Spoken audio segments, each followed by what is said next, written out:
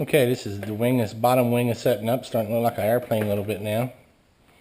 So now we're going to put a servo in, or aileron servo. The arm up and towards the back of the control horn. We're going to stick the wire through. It should come out the front here now. We're going to dry fit it in. It does dry fit in. And see, see if it's flat, like I said, the arm's it was just so close to here. This is where I want that angle, and you can see where the control rod is to angle it to that. And we're going to glue these in anyway, so it doesn't really matter. So now we're going to put a dab of glue in here. Slide this one back in and line it up to our control horn, so we know the rod would be nice and straight. That looks really good right there. And then we'll shoot a little bit on the outside and down this corner that's stuck out.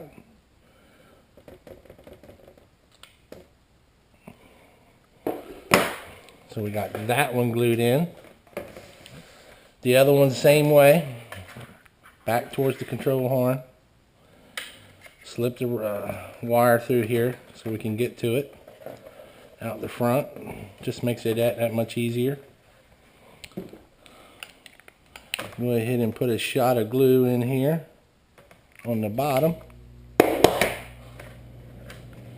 Put the servo in. Same thing. Angle it. Get my cobwebs off. And put a little more glue on it. Alright, so now we got our leads for our servos.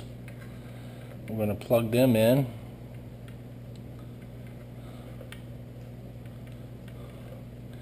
And I always, on my connections, always take just a little bit of black tape just to make sure that they don't come apart. And in this way, if you do go pulling on the wires later, you know they're not going to come out. It's just one of them security things that I do. I'd rather not lose a servo in flight. And ever since I've taped them like this, because some of these are a little loose, they act like they don't really snap in nice and tight. And I've never had one come out of flight so far, knock on wood. But I always tape them up too. Okay, now that all of our servos are in, now I have room here to pull my receiver right out here.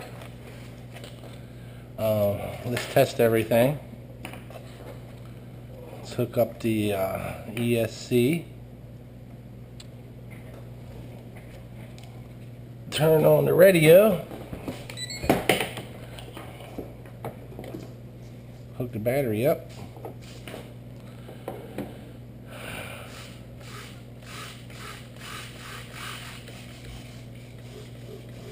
All of our servos are working.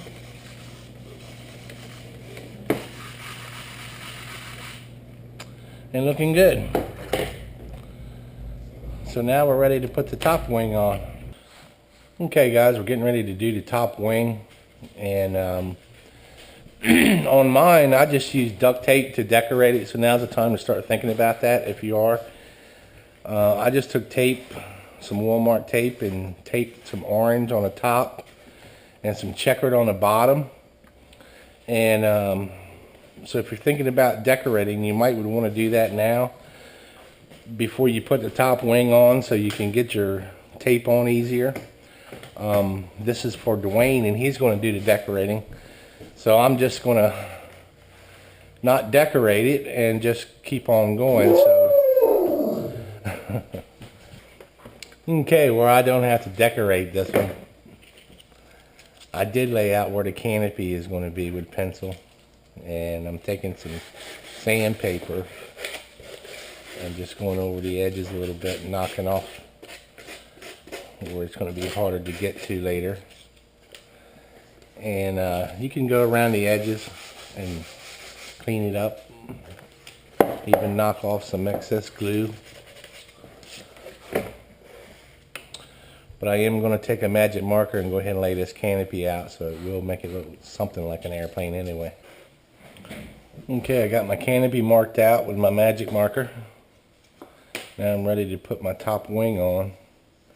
I'm going to glue the wing brace in first on the bottom wing. And make sure you don't get these backwards. The top wing is forward, so you don't want these backwards. So let me get my hot glue gun and put some glue around here, and go ahead and put this one in. See where we got these notches makes this a whole lot easier lining everything up. The big curve goes to the top and towards the back.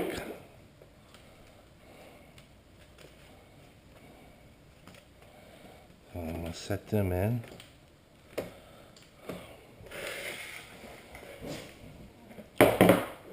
Now we're ready to put the top wing on. Setting them in and get them 90. And get the top wing ready. Same way here where we got all these notches. Makes it a little easier. Plenty of hot glue here around the top. Same thing on these struts, on the wing braces.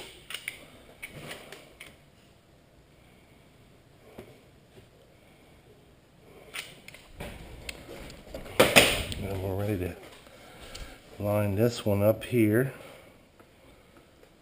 And then make sure these are lining up. Snapped in, snapped in. And you can kind of look down and make sure you got this lined up with the bottom wing, which is good right there. And we're going to let this set up a little bit. You can also turn it over now and make sure you can put some batteries again. And we're going to let that dry a few minutes.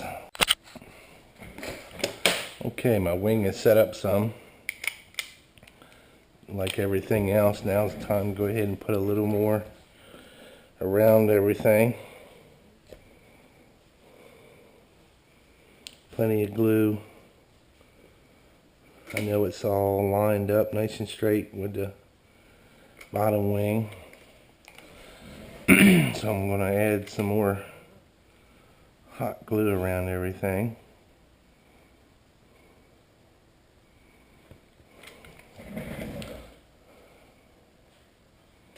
Okay guys, we got our Bipe all together and we got it all glued up. Servos are all in. So now we're ready to move on to the motor.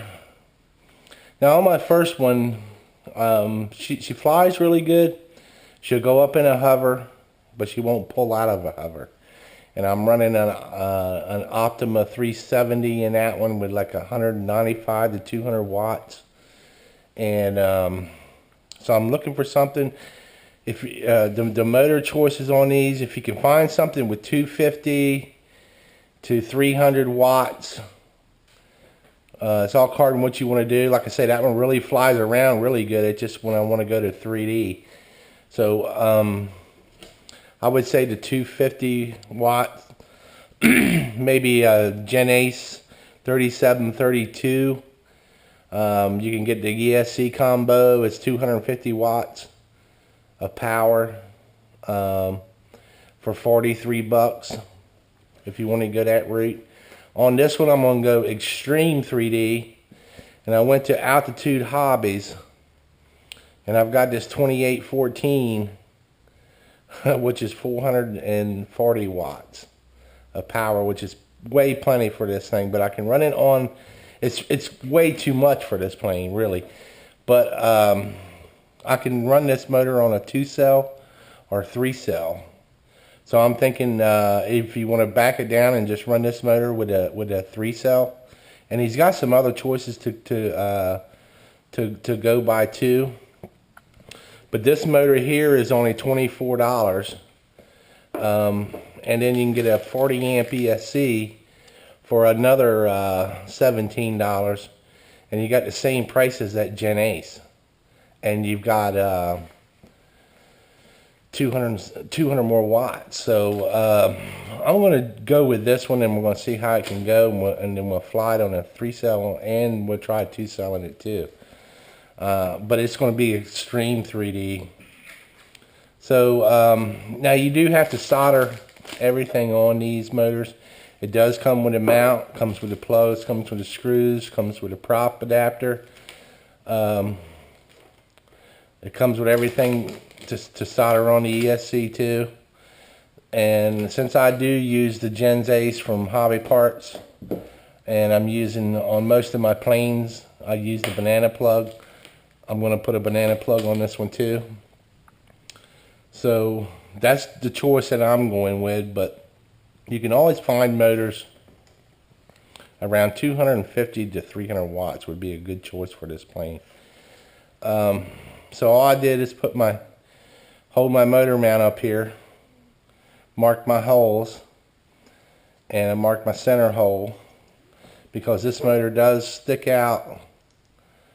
The collar sticks out just a little bit past the mount, so when this is all up here, I've even had to drill my center hole out some, so nothing is hitting. So to keep you from getting bored, I'm gonna go ahead and solder all my ends on and get everything ready, and drill this all out. And go ahead and bolt my motor up, and we'll go from there.